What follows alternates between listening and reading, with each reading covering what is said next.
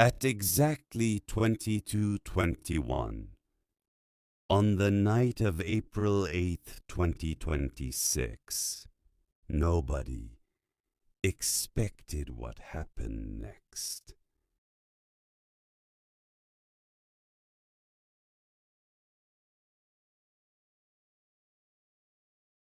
Are you pleading guilty voluntarily and of your own free will?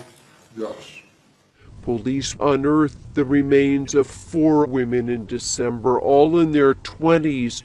A 5th body turned up last week, and then Monday, the discovery of 3 more sets of remains added to the gruesome mystery. Shortly after 11 a.m. Eastern Time, a moment of reckoning arrived in Suffolk County Court.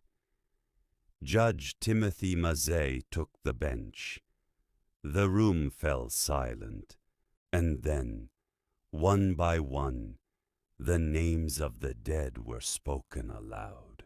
Rex Heuermann, a former New York City architect, a man who designed structures for a living, stood and admitted he had destroyed 7 lives. Melissa Barthelemy, Megan Waterman, Amber Costello, Maureen Brainard Barnes, Jessica Taylor, Sandra Costilla, Valerie Mack. For each name a single plea, guilty. He also confessed that he caused the death of an 8th woman, Karen Vagata, and transported her body. That admission, prosecutors say, is covered under his plea for the other 7 murders. He waived his right to appeal. No more legal battles, no more delays. The deal struck with prosecutors is absolute. Heuermann has agreed to punishment amounting to multiple life sentences without the possibility of parole. The state has asked for 3 consecutive life sentences for the killings of Barthelemy, Waterman, and Costello, plus an additional 100 years for the remaining 4 women. Judge Mazzei will decide the final sentence on the 17th of June, and in a twist few expected, Heuermann has also agreed to cooperate with the FBI's Behavioral Analysis Unit. The architect of death will now help them understand the mind of a killer. Camera holds on a close-up of a victim's photograph. Fade to black. Narrator VO. 7 women. 7 guilty pleas. And 1 story still being written. 13 years. 13 long years. And nothing. Dead women. Discarded bodies. A killer walking free among us. And then, one man decided to try again. Rodney Harrison, former Suffolk County Police Commissioner. He didn't just open old files. He lit a fire, a brand new task force, a fresh pair of eyes on the evidence, and a promise, whispered to the families who had waited far too long. And today, that promise was kept.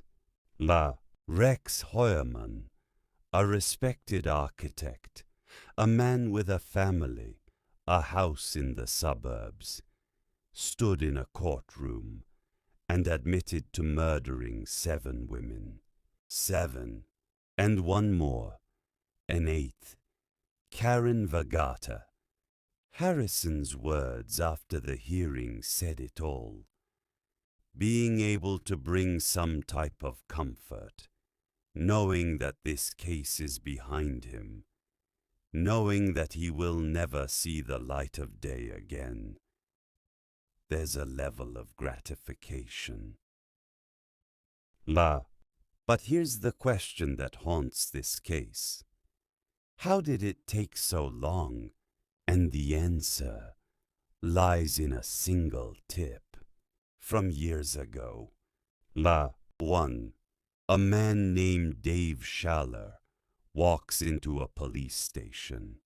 He's the roommate of Amber Costello, one of the victims, and he tells investigators something that would one day crack the case wide open. He describes a man, not just any man, a large man, an ogre he called him, and he drove something unusual, a first-generation Chevrolet Avalanche, a vehicle so rare, so distinct, it was practically a fingerprint on four wheels. For years that description sat in a file, gathering dust, forgotten, until the task force opened that file and took a second look. They searched. Avalanche, first generation, registered in the area, and one name came back, Rex Heuermann. Then the dominoes began to fall. Burner phones, disposable, anonymous, used to contact victims, but not invisible. Cell tower data, placing those phones at the same locations, at the same times as the missing women. And then the evidence that sealed it. Hair found on the victims' bodies, compared, matched, not to a suspect in custody, to a piece of pizza crust, casually thrown away. Heuermann never even knew he had given them the final piece of the puzzle. But the horrors didn't stop there. In the basement of his home, his ordinary, quiet, suburban home, police found something that chills the blood even now. A computer, and on it, guides, written by him, instructions on how to carry out killings, how to plan them, how to get away with them. Except he didn't. One tip from a roommate, one unique truck, 13 years of silence, and a chain of evidence that finally tightened around the neck of a monster. Today, Rex Heuermann pleaded guilty. He will never walk free again. But for the families of those 7 women, and Karen Vergata, the real story isn't about a conviction. It's about a question that lingered for over a decade and finally got its answer. The courtroom doors opened, the cameras turned, and 3 figures stepped into the cold gray light. Asa Ellerup, the ex-wife, Victoria, their daughter, and their attorney, a shield between them and the world.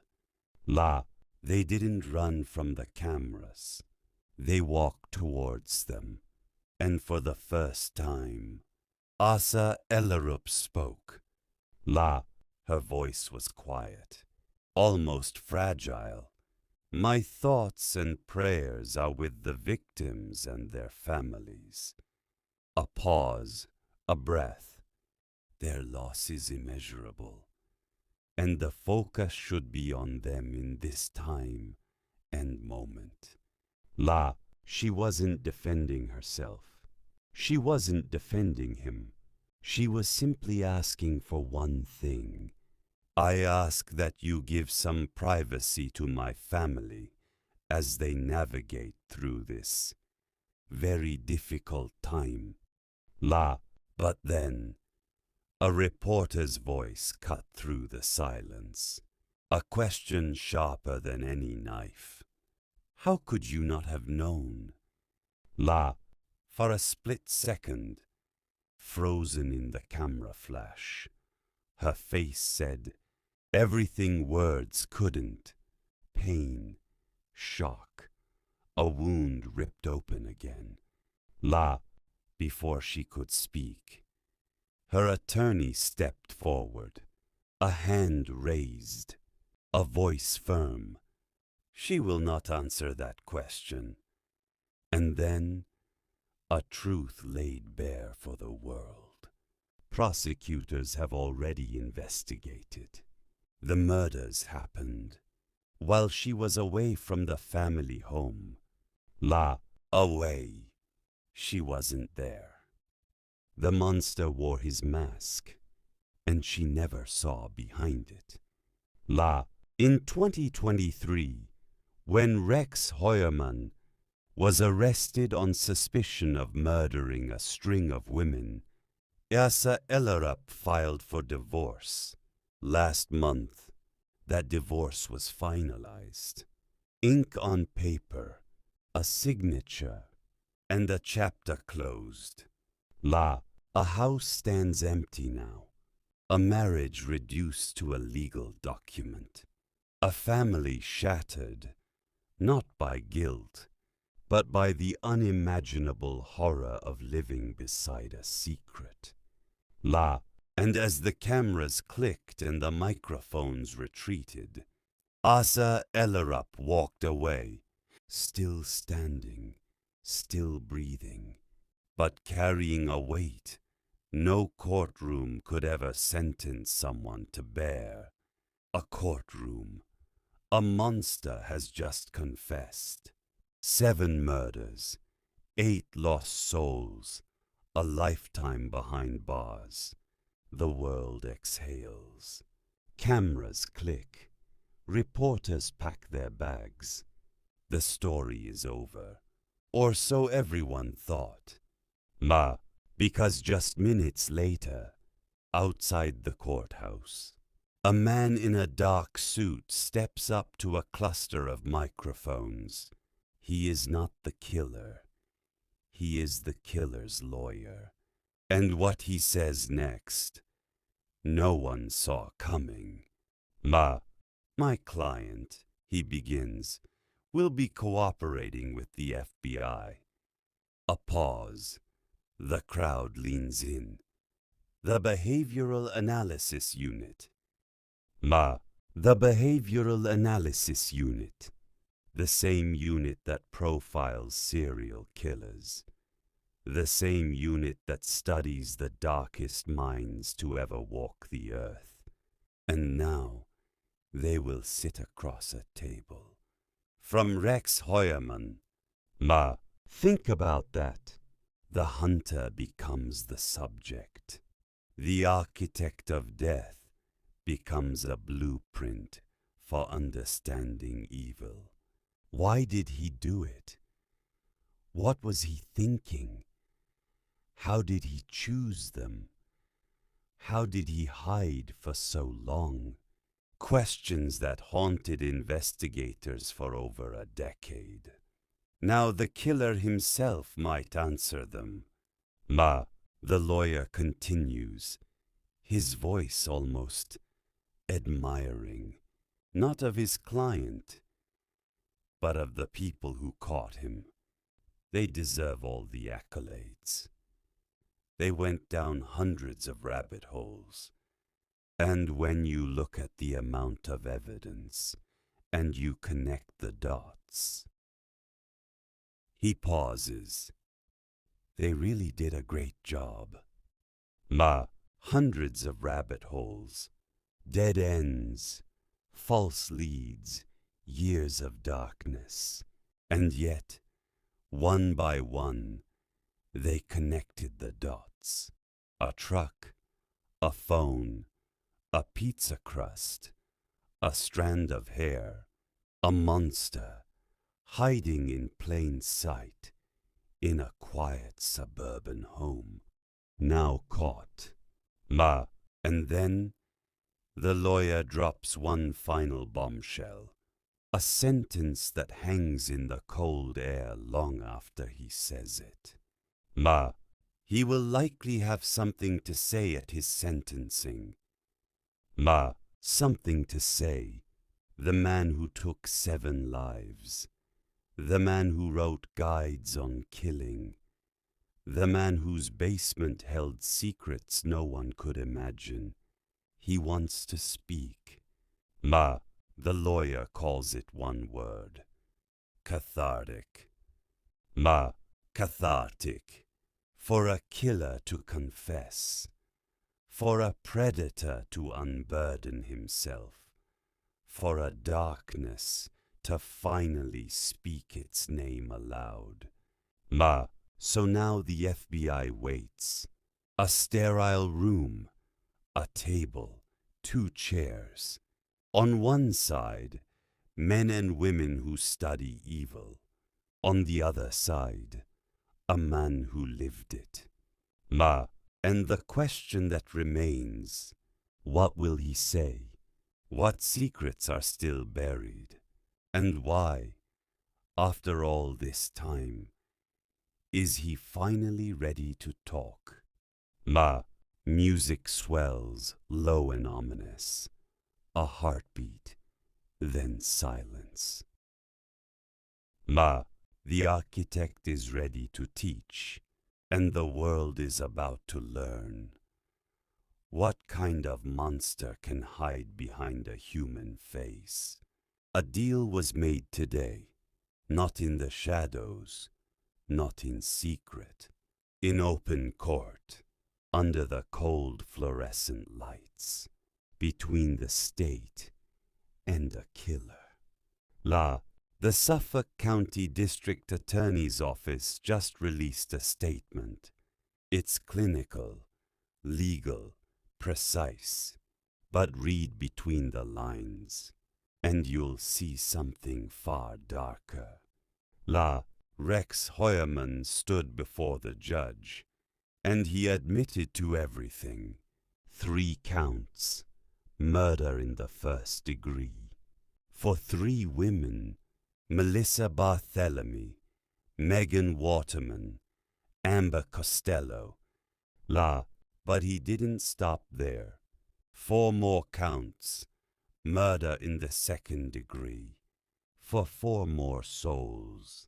Maureen Brainerd Barnes, Jessica Taylor, Sandra Costilla, Valerie Mack.